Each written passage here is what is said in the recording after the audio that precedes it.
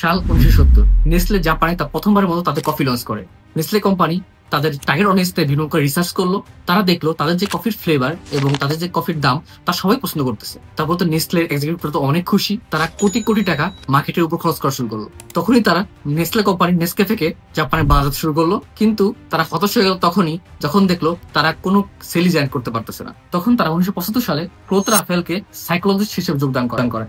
তিনি বিভিন্ন টিমের সাথে বসলেন এবং জাপানে বিভিন্ন টিমের সাথে বসার পর তিনি একটা জিনিস খেয়াল করলেন, জাপানে চিরহোল মেমোরিতে কারোই কখনোই কফি ফ্লেভার সাথে তারা পরিচিত না। তাই তিনি নেসলে টিমের সাথে বসলেন এবং বললেন সম্পূর্ণ প্রকার অ্যাড এখনই বন্ধ করে দিতে।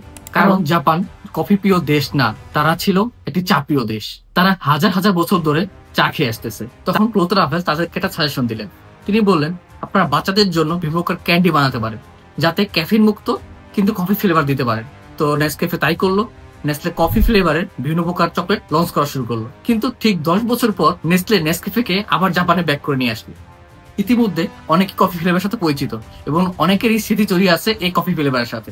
নেসলে তাদের নেসক্যাফেকে ফিরিয়ে আনলো, তখনই ইনস্ট্যান্ট কফি হয়ে গেল ইনস্ট্যান্ট হিট। আপনি ভাবতে পারেন যেখানে জাপান কখন কফি ফ্লেভার ট্রাই করে নাই, সে জাপান এখন পুরো বিশ্বের মধ্যে 4th লার্জেস্ট কফি ইম্পোর্টার। আর এই নেসলে কোম্পানির পুরো কফি মার্কেটে মার্কেট শেয়ারের পরিমাণ 70%, যা পুরো বিশ্বের মধ্যে নাম্বার 1। ধন্যবাদ।